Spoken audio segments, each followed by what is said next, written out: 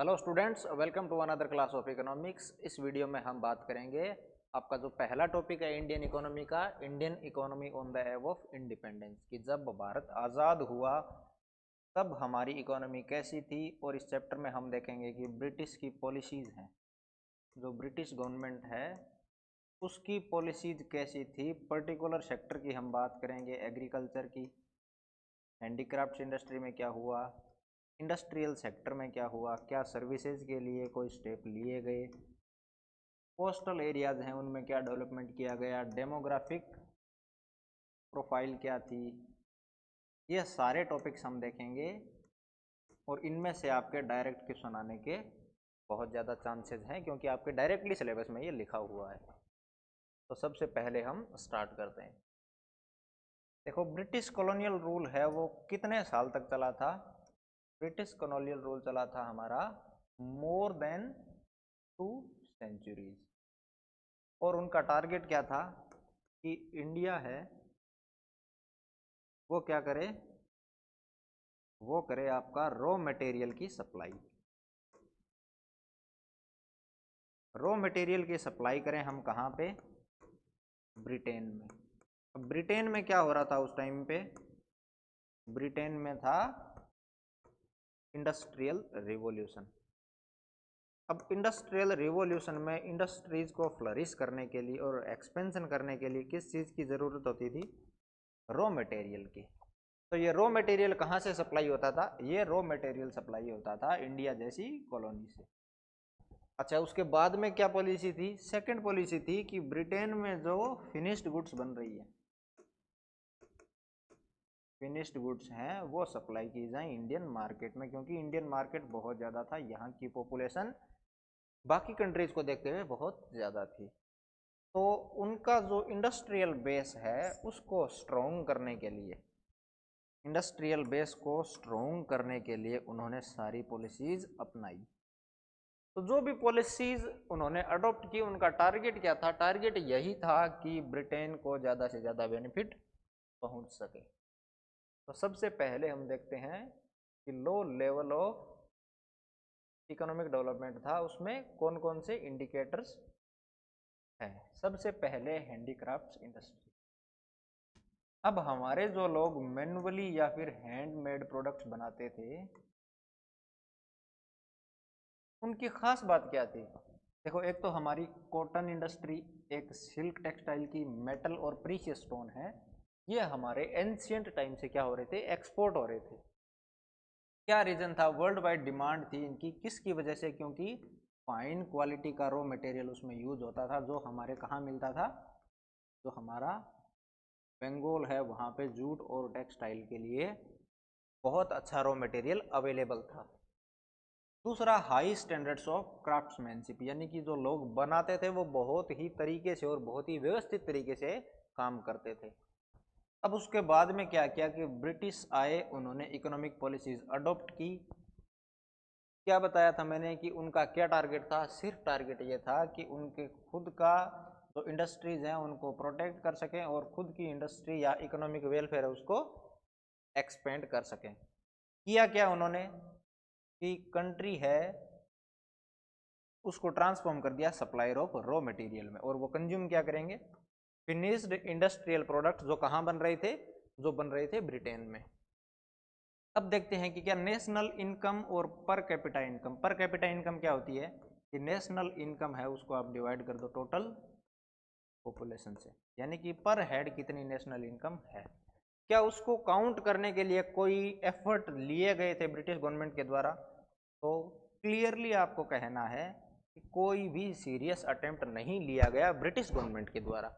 तो क्या individual attempts हुए, किस किस ने इंडिविजुअल अटेम्प्ट किए वो आपको याद रखना है। पहला, दादा भाई नारोजी, इनकी बुक भी थी poverty and un British rule in India, poverty and un British rule in India. और इन्होंने ही एक सिद्धांत दिया था, वो था ड्रेन ऑफ वेल्थ। तो दादा भाई नौरोजी का नाम और किससे जुड़ा हुआ है, ड्रेन ऑफ वेल्थ। उसके बाद में किसने इंडिविजुअल अटेम्प्ट किए, किस काम के लिए, पर कैपिटा इनकम और नेशनल इनकम को काउंट करने के लिए। विलियम डिग्बाई ने किए, फिंडले सिरास ने किए, वीके आरवी राव हैं, उनका सबसे सिग्निफिकेंट एस्टिमेशन था नेशनल इनकम का। और लास्ट थे हमारे आरसी देसाई। तो कौन कौन हो गए, Dadabhai Naoroji 1, William Digby 2, Findlay Shirras 3, V K R V Rao 4 और आरसी देसाई 5। ये 5 इकोनॉमिस्ट थे जिन्होंने इंडिविजुअल अटेम्प्ट किए किस काम के लिए, नेशनल इनकम को एस्टिमेट करने के लिए। अब जो फर्स्ट हाफ था 20th सेंचुरी का, यानी कि 1901 से लेके 1950 तक, उस टाइम पे हमारी जो रियल आउटपुट है उसकी ग्रोथ रेट कितनी थी, लेस देन 2%, यानी कि 2% से भी कम ग्रोथ रेट से हमारी इकोनॉमी है वो ग्रो कर रही थी। और पर कैपिटा आउटपुट की बात करें तो वो सिर्फ 0.5% की ग्रोथ रेट थी। तो डायरेक्टली आपको क्वेश्चंस में पूछा जा सकता है कि फर्स्ट हाफ है 20th सेंचुरी का, उसमें रियल आउटपुट की ग्रोथ रेट कितनी थी, 2, 3, 4, 5, तो आपको 2% करना है। और पर कैपिटा आउटपुट की बात है तो 0.5% आपको आंसर मार्क करना है। अब उसके बाद में देखते हैं टेक्सटाइल इंडस्ट्री है जो बंगाल की फेमस थी, उसमें क्या ऐसी बात थी कि उसमें वर्ल्ड वाइड डिमांड आ रही थी। तो एक तो है वहाँ पे मसलिन और दूसरी है मलमल। मसलिन क्या है, एक कॉटन टेक्सटाइल है, उसका टाइप है। इसका ओरिजिन कहाँ पे हुआ, ओरिजिन हुआ हमारा बंगाल और उस टाइम का जो ढाका का एरिया है वहाँ पे। मलमल क्या है, मसलिन है उसकी एक फाइनेस्ट वेराइटी, यानी कि मसलिन तो ऑलरेडी एक जो फेमस कॉटन टेक्सटाइल है उसका टाइप है, मलमल है वो उसमें भी एक फाइनेस्ट वेराइटी है जिसको और किस किस नाम से जाना जाता है, मलमल शाही या फिर मलमल खास। इसकी वर्ल्ड वाइड डिमांड थी, इसकी क्या थी, वर्ल्ड वाइड डिमांड थी। अब ब्रिटिशर्स ने क्या किया वो देखते हैं। देखो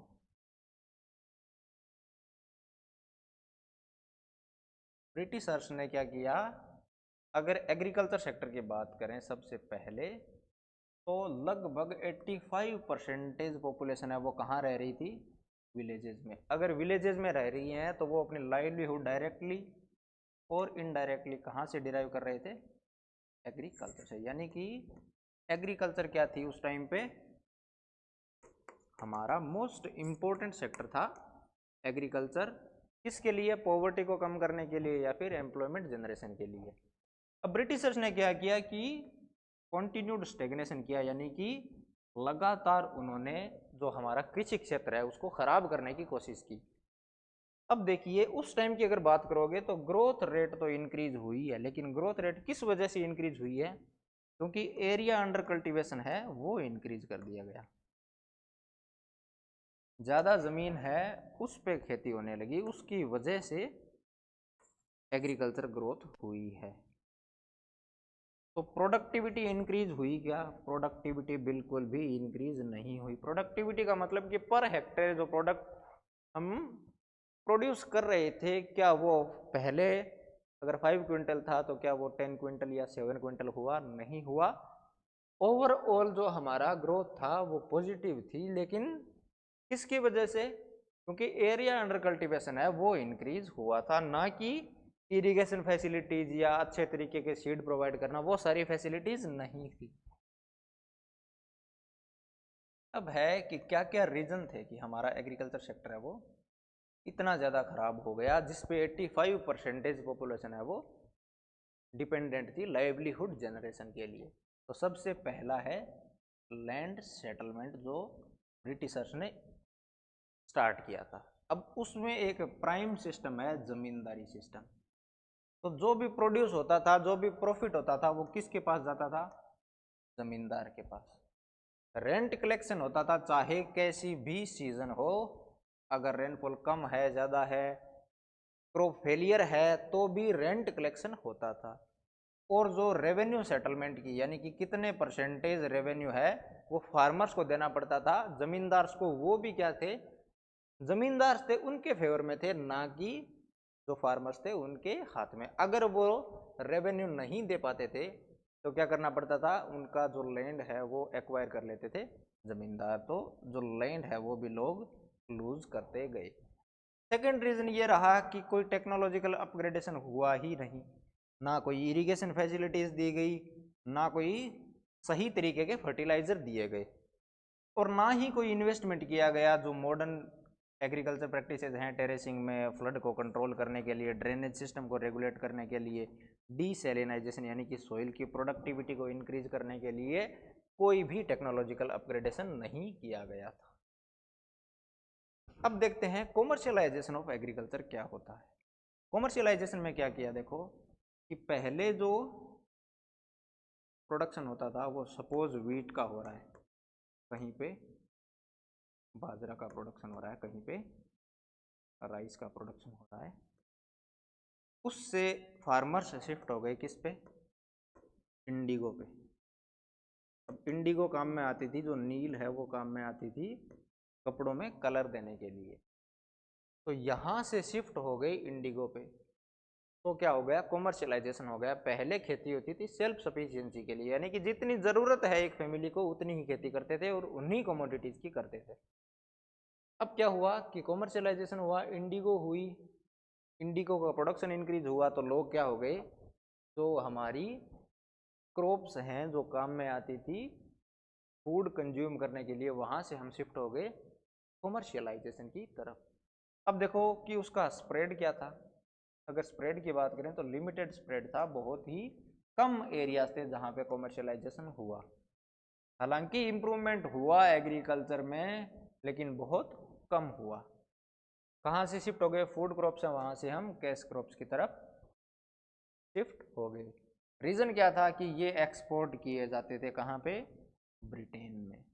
फार्मर्स और शेयर क्रॉपर्स हैं, उनके पास ना तो इतने रिसोर्सेज थे और ना उनके पास इतना इंसेंटिव था कि वो इन्वेस्टमेंट कर सकें एग्रीकल्चर को इम्प्रूव करने के लिए, और ब्रिटिशर्स ने कोई स्टेप लिया नहीं। तो ये था हमारा एग्रीकल्चर सेक्टर की कैसे डिक्लाइन हुआ, कैसे टेक्सटाइल इंडस्ट्री है, हैंडीक्राफ्ट इंडस्ट्री है, उसका डिक्लाइन हुआ, कौन सी पॉलिसीज थी जिनकी वजह से ये डिक्लाइन हुआ। अब देखते हैं इंडस्ट्रियल सेक्टर में उन्होंने क्या किया। सेम इंडस्ट्रियल सेक्टर को भी रिवीन करने की कोशिश की गई। एक पॉलिसी अडॉप्ट की उन्होंने, policy of systematically deindustrialisation, यानी कि वो ब्रिटेन में तो क्या कर रहे थे, इंडस्ट्रियलाइजेशन कर रहे थे। अब इंडस्ट्रियलाइजेशन के लिए रॉ मटेरियल चाहिए, तो रॉ मटेरियल कहाँ से मिलेगा, रॉ मटेरियल मिलेगा इंडिया से। अब रॉ मटेरियल से गुड्स बन गई, उनको सेल करने के लिए मार्केट भी चाहिए, वो मार्केट भी कहाँ से मिलता था, वो मार्केट भी हमारा इंडिया का था।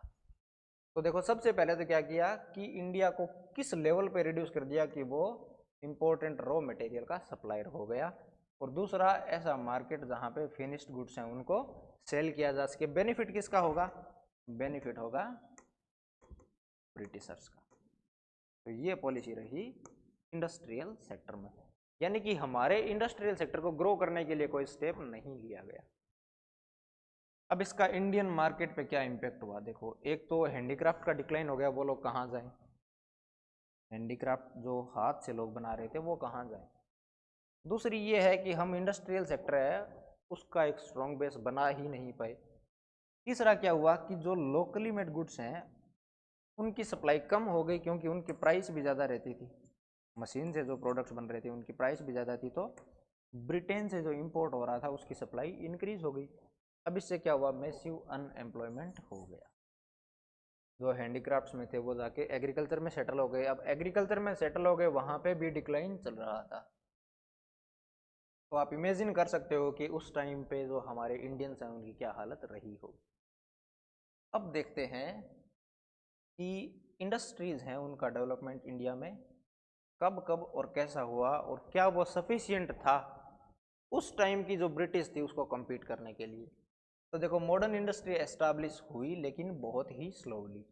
कॉटन और जूट टेक्सटाइल मिल्स पहले बनी, वो कहाँ पे, कॉटन और टेक्सटाइल जहाँ पे कॉटन का प्रोडक्शन होता है, यानी कि हमारा जो वेस्टर्न पार्ट है, अगर महाराष्ट्र और आज का गुजरात एरिया है। जूट मिल्स थी, उनको कौन ओन कर रहे थे, फॉरेनर्स ही ओन कर रहे थे। तो इंडस्ट्रीज तो हैं लेकिन उनको ओन कौन कर रहा है, फॉरेनर्स कर रहे हैं। और जो जूट मिल्स हैं उसकी लोकेशन कहाँ थी, बंगाल रीजन में। Tata iron and steel company भी उस टाइम पे बनी, कब, 1907 में। तो ये डेट आपको बहुत ही अच्छे तरीके से याद कर लेनी है। टिस्को को कब इनकॉर्पोरेट या एस्टेब्लिश किया गया, 1907 में। और कौन कौन सी इंडस्ट्री थी, शुगर इंडस्ट्रीज बनी, सीमेंट इंडस्ट्रीज एस्टेब्लिश हुई, पेपर की, लेकिन ये सारी की सारी कब आई, सेकेंड वर्ल्ड वॉर के बाद में। यानी कि जब सारी कॉलोनीज हैं वो इंडिपेंडेंट को गेन कर रही थी और ब्रिटेन ऑलरेडी फ्लरिश हो चुका था, उस टाइम पे हमारे क्या हो रही हैं, इंडस्ट्रीज एस्टैब्लिश हो रही हैं। तो क्या फ़ायदा मिल सकता है इतना लेट स्टार्ट करने से। अब देखते हैं तो क्या इंडस्ट्रीज हैं उनसे हमें कोई बेनिफिट मिला। तो क्लियर आंसर है कि हमें कोई खास बेनिफिट नहीं मिला, क्योंकि हमारे पास क्या नहीं था, हमारे पास कैपिटल गुड्स नहीं थे। कैपिटल गुड्स इंडस्ट्री कौन सी होती है, ऐसी इंडस्ट्री जो क्या प्रोड्यूस करेगी, मशीन्स प्रोड्यूस करेगी। और उन मशीन्स की हेल्प से, उन मशीन्स की हेल्प से हम क्या करेंगे, बाकी जितनी भी गुड्स हैं उनको प्रोड्यूस करेंगे। तो हमारे पास अगर मशीन्स ही नहीं है तो हम ब्रिटिश के जो गुड्स हैं उनको कैसे कम्पीट कर सकते हैं। अब देखो कोई सब्स्टिट्यूट भी नहीं था किस चीज़ का, जो हमारा ट्रेडिशनल हैंडीक्राफ्ट इंडस्ट्रीज थी उसको सब्स्टिट्यूट करने के लिए कोई और सेक्टर था ही नहीं, क्योंकि इंडस्ट्रीज में जा सकते थे। इंडस्ट्रीज ऑलरेडी खराब थी, एग्रीकल्चर की हालत पहले से खराब थी। इंडस्ट्रियल सेक्टर है उसकी ग्रोथ रेट भी बहुत कम रही, और उसमें भी कुछ सेक्टर्स हैं जैसे रेलवेज है, पावर जनरेशन है, कम्युनिकेशन है, पोर्ट है, यहीं पे इंडस्ट्रीज एस्टैब्लिश हुई। अब देखते हैं कि फॉरेन ट्रेड है वो किस हिसाब से था। देखो एंशियंट टाइम है जहाँ पे सिल्क रूट की बात करते हैं हम, जो कनेक्ट करता था एशिया का रीजन है उसको अफ्रीका तक। उस टाइम पे हम क्या थे, इम्पोर्टेंट ट्रेडिंग नेशन थे, बहुत ज़्यादा हम एक्सपोर्ट करते थे एंशियंट टाइम्स में। ब्रिटिशर्स ने क्या किया कि इतना कर दिया कि इंडियंस हैं वो सिर्फ रॉ मटेरियल है उसकी सप्लाई करें। अब देखो हम एक्सपोर्ट क्या करते थे, एक्सपोर्ट करते थे प्राइमरी प्रोडक्ट्स, यानी कि रॉ मटेरियल। कौन कौन से, रॉ सिल्क हो गई, कॉटन, वूल, शुगर, इंडिगो और जूट। हम इंपोर्ट क्या करते थे, ब्रिटिशर्स हमें वापस क्या सेल करते थे, वो कंज्यूमर गुड्स और कैपिटल गुड्स। कैपिटल गुड्स में क्या आ गया, लाइट मशीनरी जो वहाँ की फैक्ट्रीज हैं उनमें प्रोड्यूस होती थी, और कंज्यूमर गुड्स में हम कॉटन, सिल्क और वुलन क्लॉथ्स, यानी कि यहाँ से जो रॉ मटेरियल जा रहा है उसी को वो क्या करते थे, फिनिश्ड गुड्स में कन्वर्ट करके वापस सेल कर देते थे। अब प्राइमरी गुड्स है उनकी प्राइस होती बहुत कम, और जो इम्पोर्टेड गुड्स हैं उनकी प्राइस थी ज़्यादा। तो ऐसे भी एक्सप्लॉयटेशन हो रहा था। इसी को ड्रेन ऑफ वेल्थ कहा है। जो हमारी वेल्थ है वो एक्सपोर्ट हो रही है प्राइमरी प्रोडक्ट्स के रूप में, और हमें वापस मिल रहा है फिनिश्ड गुड्स। और जो दूसरा कंपोनेंट है ड्रेन ऑफ वेल्थ का वो ये था कि जो ब्रिटिशर्स के जो ऑफिसर्स हैं उनकी पेंशन तक भी इंडिया से जो रेवेन्यू कलेक्शन होता था उससे पे किया जाता था। तो आप देख सकते हो कि कितना एक्सप्लॉयटेशन ब्रिटिशर्स ने किया होगा। अब देखते हैं एक्सप्लॉयटेटिव पॉलिसीज कौन कौन सी थी फॉरेन ट्रेड में। तो सबसे पहले उन्होंने क्या किया, रेस्ट्रिक्टिव पॉलिसीज। क्या रेस्ट्रिक्ट किया उन्होंने कि जो कमोडिटी है वो प्रोड्यूस कौन सी होंगी, ट्रेड कैसे होगा, और टैरिफ यानी कि जो इंटरनेशनल टैरिफ या टैक्स है वो कितना रहेगा। तो वो किस हिसाब से सेट किया गया कि जो नेगेटिवली इम्पेक्ट करे हमारी ट्रेड की स्ट्रक्चर को, कॉम्पोजिशन को और वॉल्यूम को, कि कितना हम ट्रेड कर रहे हैं, इसको नेगेटिवली इम्पेक्ट किया ब्रिटिशर्स की फॉरेन ट्रेड पॉलिसीज ने। अब उनमें से एक थी monopoly control over India's exports and import, यानी कि एक्सपोर्ट और इंपोर्ट करने की मोनोपोली किसके पास थी, ब्रिटिशर्स के पास। सब कुछ किसके हाथ में था, ब्रिटिशर्स के हाथ में। तो देखो more than half of India foreign trade, India का जो 50% यानी कि 50% से भी ज़्यादा जो फॉरेन ट्रेड था वो कहाँ पे होता था, सिर्फ ब्रिटेन में। और बाकी का बचा हुआ है वो भी कुछ लिमिटेड कंट्रीज में, जैसे चाइना में हो सकता है, सिलोन उस टाइम पे श्रीलंका का नाम था, और पर्शिया उस टाइम पे ईरान का नाम था। तो सिर्फ इन्हीं कंट्रीज में हम एक्सपोर्ट कर सकते थे, बाकी कंट्रीज उनमें तो एक्सपोर्ट ही नहीं कर पा रहे थे। उसके बाद में क्या हुआ, सुएज कैनाल है उसकी वजह से हालांकि फॉरेन ट्रेड है वो इंक्रीज हुआ था। अब देखो सुएज कैनाल क्या है, ये किसको कनेक्ट करता है? यहाँ पे है मेडिटेरेनियन सी, इसको कनेक्ट करता है रेड सी और मेडिटेरेनियन सी को। पहले ट्रेड कैसे होता था? यहाँ से घूम के अफ्रीका में, यहाँ पे कैप ऑफ गुड होप से होते हुए, और फिर यहाँ मुंबई से इधर, यहाँ पे ट्रेड ऐसे होता था। जैसे ही ये इंटरनेशनल आर्टिफिशियल वाटरवेज आया तो क्या हुआ, ये डिस्टेंस शॉर्ट हो गई, यानी कि क्या क्या फ़ायदा हुआ? तो ट्रांसपोर्टेशन है उसकी कॉस्ट क्या हो गई? ट्रांसपोर्टेशन कॉस्ट हो गई कम, और ट्रेड भी एक्सपेंड हुआ। तो इसको कब ओपन किया गया? आपको याद रखना है 1869, सुएज कैनाल है उसको ओपन कब किया गया? 1869 में। किसको कनेक्ट करता है? नॉर्थ टू साउथ, जो किसको करता है? Isthmus of Suez in north eastern Egypt, ये यहाँ पे, ठीक है, ये वाला रीजन है, उसको कनेक्ट करता है। नेक्स्ट देखते हैं कि सुएज कैनाल है उसके थ्रू क्या क्या बेनिफिट हुए। एक तो डायरेक्ट ट्रेड रूट हो गया, कहाँ से कहाँ तक का? यूरोप और साउथ एशिया, ईस्ट अफ्रीका और इंडिया के बीच में, यानी कि हमें कहाँ नहीं जाना पड़ता? अफ्रीका, यानी कैप ऑफ गुड होप है वहाँ पे जाने की अब ज़रूरत नहीं थी। फिर क्या हुआ कि ट्रांसपोर्टेशन की कॉस्ट है वो भी कम हो गई। अब है डेमोग्राफिक प्रोफाइल, यानी कि लोग किस टाइप की जॉब करते थे, एग्रीकल्चर में कितने लोग थे, और उसके अलावा लिटरेसी रेट है, उन सब की क्या सिचुएशन थी। तो सबसे पहले अगर बात करें तो उस टाइम की पहली सेंसस है उस पे आते हैं। पहली सेंसस कब हुई? 1881। डायरेक्टली याद करना है, फर्स्ट सेंसस कब हुई? 1881 में। क्या रिवील किया इसने, यानी कि इसमें क्या पता चला? ये पता चला कि इंडिया की जो पॉपुलेशन ग्रोथ है वो अनइवन है, यानी कि रेगुलर सही तरीके से पॉपुलेशन ग्रोथ नहीं हो रही है। अब आपको याद रखना है कि डेमोग्राफिक ट्रांजिशन है उसकी स्टेज क्या होती है। आपको कंप्लीट थ्योरी में जाने की ज़रूरत नहीं है, इतना ही याद रखना है कि 1921 है उससे पहले तो हम थे डेमोग्राफिक ट्रांजिशन की फर्स्ट स्टेज में, और 1921 के बाद में थे हम सेकेंड स्टेज में। तो 1921 से पहले फर्स्ट फेज और उसके बाद में हम सेकेंड स्टेज में थे। अब देखते हैं बाकी इंडिकेटर्स हैं वो कैसे थे। तो ओवरऑल लिटरेसी रेट कितना था? कितना रहा होगा? बहुत ही कम, लेस देन 16% लोग हैं वो ही पढ़े लिखे थे, और महिलाएं कितनी थी? लगभग 7% महिलाएं ही पढ़ी लिखी थी। पब्लिक हेल्थ फैसिलिटीज़ है उनका कोई डेटा अवेलेबल नहीं है, यानी कि कोई डेटा रिकॉर्ड करने की कोई कोशिश ही नहीं की गई। मोर्टेलिटी रेट यानी कि डेथ रेट वो कितनी थी? बहुत ज़्यादा थी, लोग ज़्यादा मर रहे थे क्योंकि अकाल हो रहे थे, और जो हमारी जो प्रोडक्ट्स हैं उनको बेचा जा रहा था कहाँ पे? फॉरेन में, यानी कि ब्रिटिशर्स के बेनिफिट के लिए। इन्फेंट यानी कि बच्चों के मरने की दर है वो कितनी थी? 218 पर 1000, यानी कि 1000 बच्चे अगर जन्म ले रहे हैं उनमें से 218 हैं उनकी अर्ली डेथ हो जाती थी। किस वजह से? क्योंकि वहाँ पे क्या थी? खराब वाटर की, हेल्थ की और सैनिटेशन की फैसिलिटीज थी।